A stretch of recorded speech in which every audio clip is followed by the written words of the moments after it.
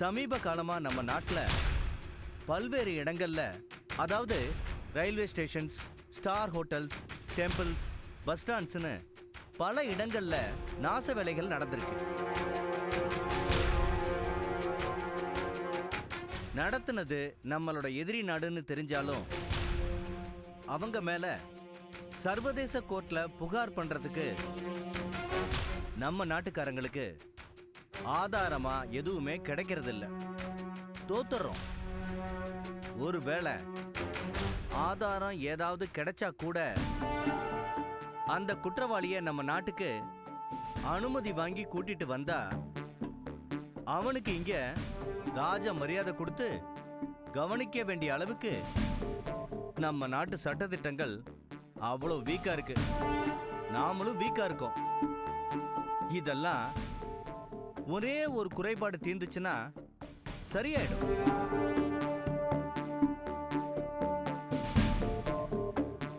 அதாவது நம்ம நாட்டு பாதுகாப்பு பிரிவு ஹைடெக் ஆகணும். நம்ம கிட்ட அட்வான்ஸ் எக்யூப்மெண்ட்ஸ் இருக்குன்னு எதிரி நாடுகளுக்கு தெரியணும்.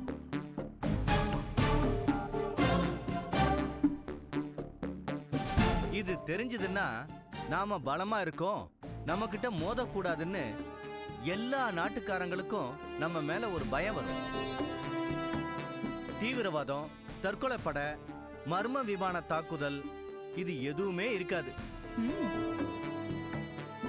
நாம வீட்டுல சந்தோஷமா வாழணும்னா வாசல்ல பூட்டுன்னும் செக்யூரிட்டின்னும் வச்சிருக்க மாதிரி நாடு சுபீட்சமா இருக்கணும்னா நம்ம கிட்ட பலமான பாதுகாப்பான கருவிகள் இருக்கணும். அந்த பாதுகாப்பு கருவிகளை தான் நான் கண்டுபிடிச்சிருக்கேன். இதோட ஒரு எக்ஸ்பிளனேஷன் தரேன். Please go ahead. அவ்வளவுதானா?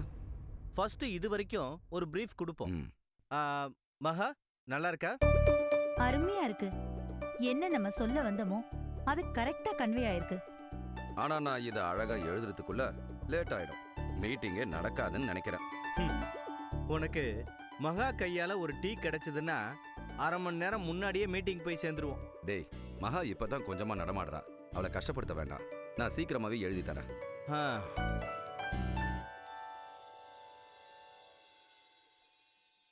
மகா, சாமி கிட்ட டீ கொடுக்க சொல்லுமா. சரிங்க அண்ணே. சாமி அம்மா, 3 பேருக்கு டீ கொண்டு வாங்க. நல்லா இருக்கணும். சரிம்மா. மகா, அண்ணே இந்த இதை கொடு. இவன் சொன்ன விஷயத்தை எல்லாத்தையும் நான் இங்கிலீஷ்ல எழுதியிருக்கேன்.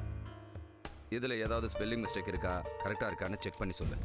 இந்த ஓகே, பாத்துறேன். நீ மேல சொல்லு. பாதுகாப்பு துறைக்காக நான் கண்டுபிடிச்சிருக்கிற சில விஷயங்களை பத்தி ஒரு small brief. First one is black butterfly. அதாவது பட்டாம்பூச்சி வடிவத்தில் உருவாக்கப்பட்ட கருப்பு பெயிண்ட் அடிக்கப்பட்ட ஒரு சிறிய விமானம். இந்த விமானம் உளவு பார்க்கறதுக்காக அனுப்பப்படும். இந்த விமானத்துல துல்லியமான ரேடியோ மைக் இருக்கும். எந்த விதமான சூழ்நிலையிலையும் பழுதே ஆகாத அதிநவீனமான கேமரா பொருத்தப்பட்டிருக்கும். இது பட்டாம்பூச்சி மாதிரி ரெக்கைகளை மடிச்சிட்டு எந்த ஒரு சின்ன இடத்துலையும் பறந்து போய் வேவு பார்க்கும் திறன் கொண்டது.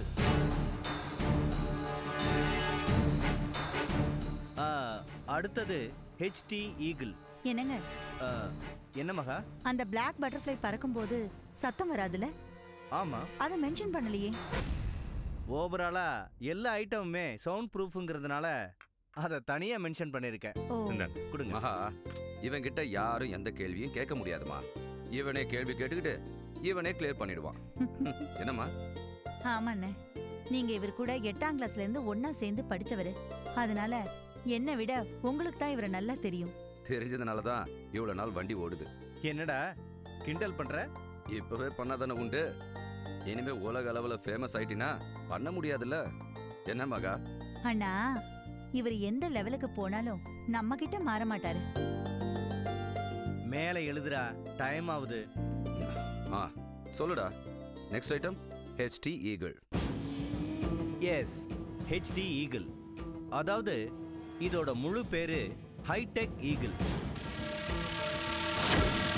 கழுகு மாதிரி வடிவத்தில் செய்யப்பட்டிருக்கிற ஒரு கேமரா ஹெலிகாப்டர் இது. பொதுவா ஹெலிகாப்டர் ஒரு குறிப்பிட்ட உயரத்துக்கு மேல பறக்க முடியாது. ஆனா இந்த ஈகிள் வடிவ ஹெலிகாப்டர் எவ்வளவு உயரத்துக்கு மேல வேணாலும் பறக்கும், வேவு பார்க்கும்.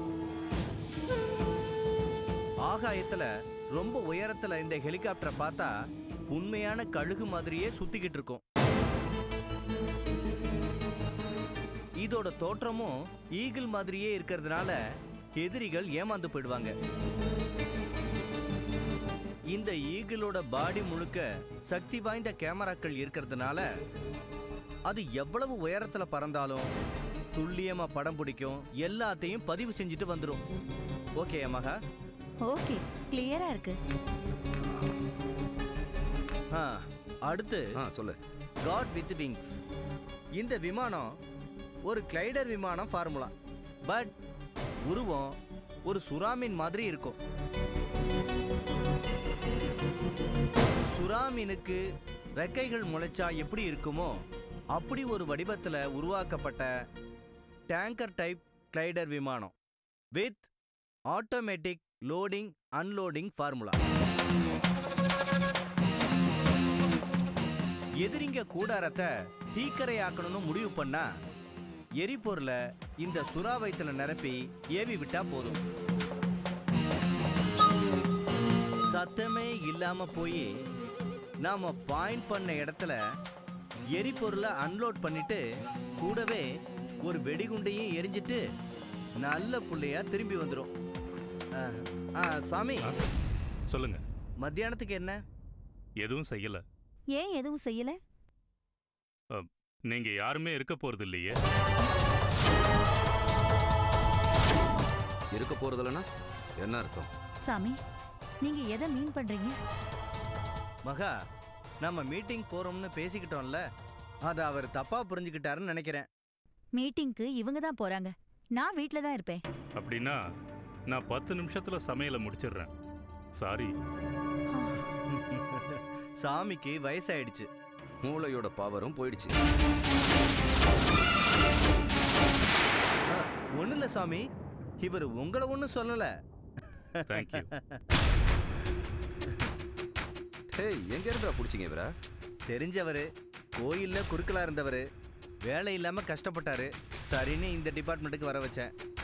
சரி, நீங்க அப்புறம் அடுத்தது சொல்லுங்க, நான் போய் உங்களுக்கு துணியெல்லாம் எடுத்து வைக்கிறேன். ஒரு நிமிஷம் உட்கார் மகா, வரேன். நீ எழுதிக்கடா. அடுத்தது 360 டிகிரி கில்லர். இது ஒரு அதிநவீன துப்பாக்கி. இது எதிரி எங்க மறைஞ்சிருந்தாலும் சரி, இந்த துப்பாக்கி முனைய இஷ்டம் போல வளைச்சு எதிரியை சுட்டு தள்ளிடலாம். துப்பாக்கியோட முனையில பவர்ஃபுல் கேமரா இருக்கு. ப்ரோக்ராமிங்ல எதிரியோட ஃபேஸை ஃபீட் பண்ணிட்டா 360 டிகிரி சுத்தி சுத்தி தேடி அதுவே சுற்றும். வாவ். அடுத்தது சி ட்ரிக்கர். அப்படின்னா செல் ட்ரிக்கர். செல்போன் சைஸ்ல இருக்க துப்பாக்கி இது. எதிரி எவ்வளவு தூரத்துல இருந்தாலும் செல்போன்ல பேசிக்கிட்டே கையில வச்சிருக்கிற புரோகிராமர் மூலமா குறி பார்த்து முன்னாடி பேசிக்கிட்டே பின்னாடி சுடலாம். எப்படி மகா? எல்லா ஐட்டமும் சூப்பர். கடைசியா எக்ஸ்பென். பேனா வடிவத்துல செயல்படுற ஒரு குட்டி டைனமேட். எதிரிகிட்ட மாட்டிக்கிட்ட போது இந்த பேனாவை எதிரியை நோக்கி திறந்தா போதும், பட்டாணி சைஸ்ல இருக்கிற பவர்ஃபுல் குண்டு மின்னல் வேகத்துல நாம யாரை நோக்கி நீட்டுறோமோ அவங்க முகத்துல வெடிக்கும்.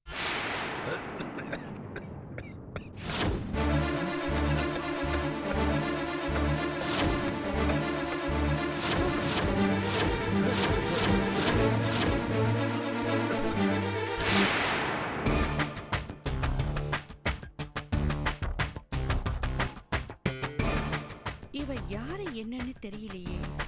ஆனா கண்டிப்பா இவ கம்பெனி வேலைக்காக மட்டும் வரல, அது மட்டும் கன்ஃபார்மா தெரியுது. ஒருவேளை இவ ரிசர்ச்சரா?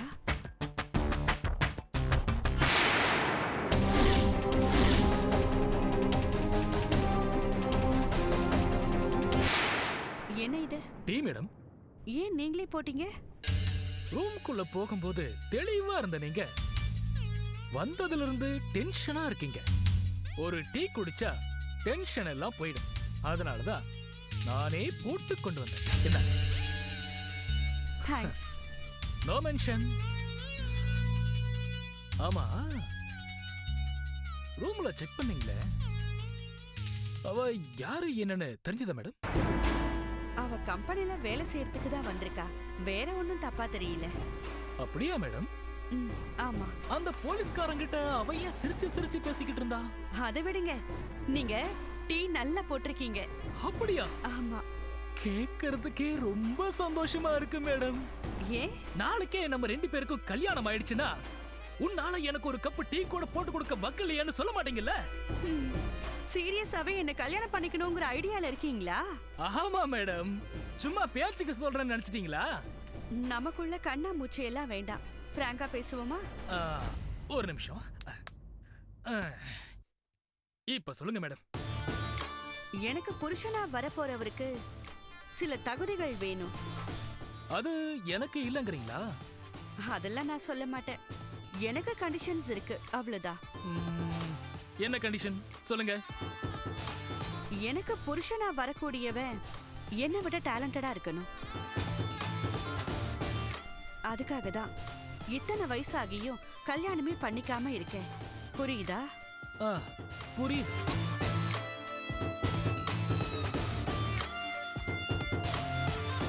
என்ன யோசிக்கிறீங்க? உங்க டேலண்ட் என்னன்னு தெரியாம நான் உங்களை விட டேலண்ட்னு எப்படி நிரூபிக்கிறதுன்னு யோசிக்கிறேன். என் டேலண்ட் என்னன்னு உங்களுக்கு தெரியணுமா? ஆமால. இப்ப இந்த பொண்ணு ஊர்மிளா இருக்கால, அவளை எனக்கு சுத்தமா பிடிக்கல. ஏன்? அவ என்னை விட கலரா இருக்கா. சோ அந்த கலரை நான் போக்க வச்சிருவேன். ஓஹோ, எப்படி? அதுக்கு ஒரு கெமிக்கல் இருக்கு. என்ன கெமிக்கல்? அதெல்லாம் இருக்கு. அந்த கெமிக்கலை தண்ணி டேங்க்ல போட்டுட்டோம்னா குளிக்கிற தண்ணி மூலமா பாடி மொத்தத்திலயும் போய் சேர்ந்துடும். 2 நாள்லயே அரிப்பு வரும். அப்புறம் சிரங்கு வரும். அந்த மெடிசனுக்கு ரெமெடியே கிடையாது. அடேங்கப்பா. ஒரே மாசத்துல கருப்பு தான் எனக்கு பிடிச்ச கலரு அப்படின்னு பாடிக்கிட்டு இருப்பா. இது ஏன் டேலண்ட். நீங்க என்ன பண்ணுவீங்க? எனக்கு கொஞ்சம் டைம் எடுத்துதான் ஆகணும். யோசிச்சு கிரைம் பண்றதுக்கு அங்கங்க அவஸ்தைப்படுவாங்க. நீங்க பேசுற கேப்ல பக்காவா ஒரு பிளான சொல்லிட்டீங்க. அதுதான் நான். நீங்க என்ன விட டேலண்ட்னு ப்ரூவ் பண்ணுங்க. கல்யாணம் பண்ணிக்கிறேன். ஓகே? ஓகே. ஐயோ அண்ணே, ராஜா என்ன? ஐயோ என்னங்க இது? ஐயோ ரத்தமா வருது. ஐயோ அண்ணே, என்னாச்சு? ஐயோ ராஜா என்னாச்சு ராஜா? ஏன் இருந்த? ராஜா ஐயோ என்னங்க இது? ரத்தம் வந்து எடுக்கிறாரு. ஐயோ டேய் ராஜா, என்னடா ஆச்சு? ராஜா ராஜா, டாக்டருக்கு ஃபோன் பண்ணுங்க. ஐயோ இவ குடிக்கிறத பார்த்தா எனக்கு கையும் ஓடல காலும் ஓடல. ஃபோன் பண்ணுங்க. இரு ராஜா, இரு வந்துறேன். டாக்டருக்கு ஃபோன் பண்றேன். சீக்கிரமா பண்ணுங்க. ஐயோ அண்ணே, ராஜா என்னங்க? ஐயோ லைன் கிடைக்க மாட்டேங்குது பாதா. மறுபடியும் ட்ரை பண்ணுங்க. அண்ணே கொஞ்சம் பொறுத்துக்கங்க. என்னங்க? அண்ணே ஐயோ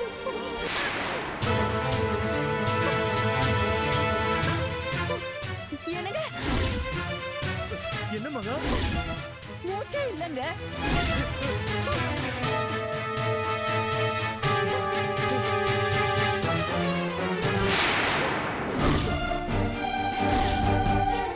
என்னாச்சுங்க? செத்துட்டா.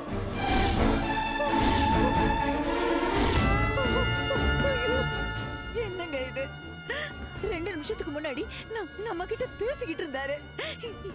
எப்படி ஆச்சு? தெரியலையே. டாக்டருக்கு ஃபோன் பண்றேன். செக் பண்ணி என்ன ப்ராப்ளம்னு சொல்லட்டும்.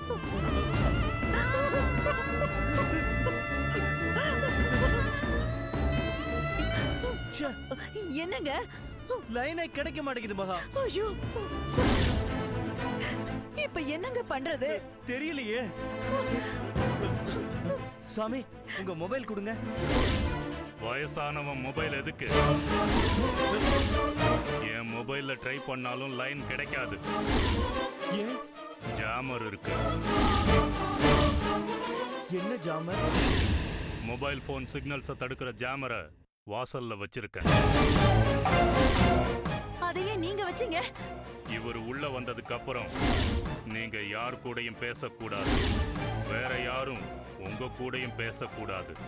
அதுக்குத்தான். பேசக்கூடாதா? பேச மட்டும் இல்லை, வெளியில இருந்து யாரும் உள்ள வந்து உங்களை சந்திக்க முடியாது.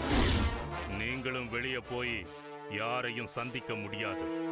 வீட்டை லாக் பண்ணிருக்கேன். என்ன சாமி, உங்க பேச்செல்லாம் மாறி போச்சு. யார்கிட்ட வேலை போனீங்க? எனக்கு தான் வயசாகி போயிடுச்சு இல்லையா? யார்கிட்ட வேலை போனா உங்களுக்கு என்ன? இதுக்கு தான் தேவையில்லாதவங்க எல்லாம் வீட்டுக்குள்ள கூட்டிட்டு வராதேன்னு சொன்னேன். இப்ப பாரு. இவர் உங்களை அடிக்கடி வயசானவன்னு சொன்னதுக்காக இவருக்கு எதிரா வேலை போயிட்டீங்களா?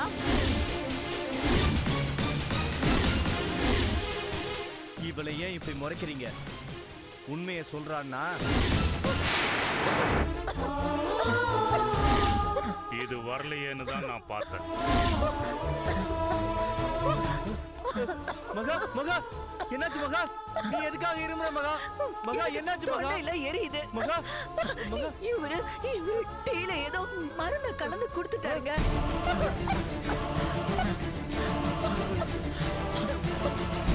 ஏய், சொல்றா.